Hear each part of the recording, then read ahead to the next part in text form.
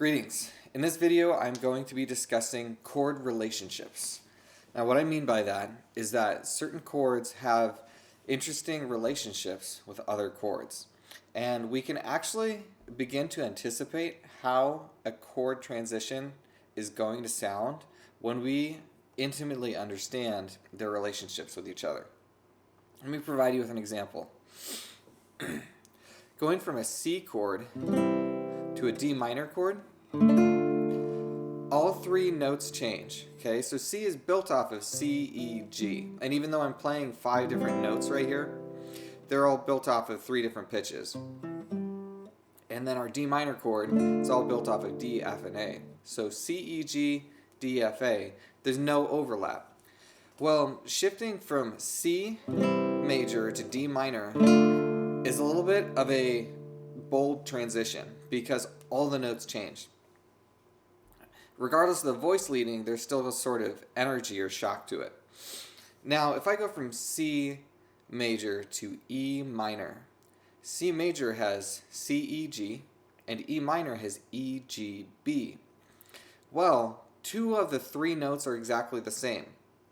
I'm going to repeat that. C major and E minor share 2 out of their 3 notes. They're as similar as they could be.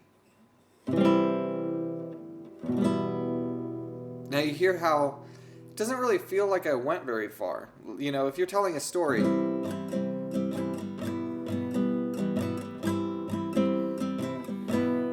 know, it's not like I went to Liberia, it's like I went to the living room. I know that's a terrible analogy. But if I go from C to F, there's a little bit more shock to that one. There's a little more change because there's 2 notes changing instead of 1 note changing. So with triads, there's only 3 possibilities. There's 1 note changing, there's 2 notes changing, or there's 3 notes changing,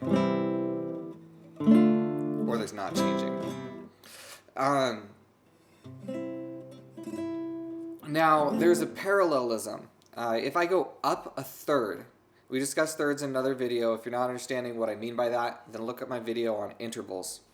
If I go up a third, C to E minor, C to E. Well, if I'm in the key of C and I go down a third, that's going to take me to A minor. So I'm using the chords that are in the key of C. I'm not going to get an A sharp or A flat or something like that. So chords in the key of C, down a third, A minor. Oh, well that's only 1 note different, just like going from C to E minor. So if I go up a third, only 1 note changes. If I go down a third, only 1 note changes. Same with seconds, okay? So if I go up a second, C to D minor, C to B diminished, all 3 notes change in both of those cases. So going a second or a 7th, if I go up a 7th, it's the same as going down a second. Going from C up to B is a 7th. Going from C down to B is a 2nd. So there's a parallelism between seconds and 7ths. And then the thirds, going up and down a third, going up a third is parallel to going down a third, which is the same as going up a 6th. So ascending a third and a 6th has a parallelism as well. In that case, only 1 note is changing. So C to E minor, C to A minor. And then all we've got left are 4ths and 5ths. So again, we have the parallelism. If I go up a 4th, then I get 2 notes changing. If I go down a 4th, I get to my 5th, right? So going down a 4th is kind of like going up a 5th. So up a 4th or up a 5th, both of those are going to give me 2 notes changing. So C to F and C to G. Now when you hear those together, you'll notice there's kind of a certain sound to them when we think in terms of how many notes are changing. Now let's listen to seconds and 7ths, okay? So C to D minor, C to B diminished, C to D minor, big shift. I'm going to do that one again, C to B diminished. And then we've got our thirds, C to E minor, C to A minor, C to E minor, C to A minor. So let's say you're a composer and you want to write something that has this feeling of just kind of wandering or not really going anywhere. well, then we want to do a lot more third relationships. We want, especially if you were to circle around C, it's really not going anywhere. But if you want to make your way to your dominant, well, you could just do a C, E minor, G. And it wasn't a really bold, decisive move, but we still made our way to 5. If you're writing something that has very graceful, gentle movement, then doing third chord relationships is going to be a really effective way to do that. So we can use this when we're composing and writing music. This is kind of one pole of relationships, or how to generate a certain sound with chords. On one pole we have chord to chord, which is what we're looking at right now. Well, how many notes change, and then what effect does that produce?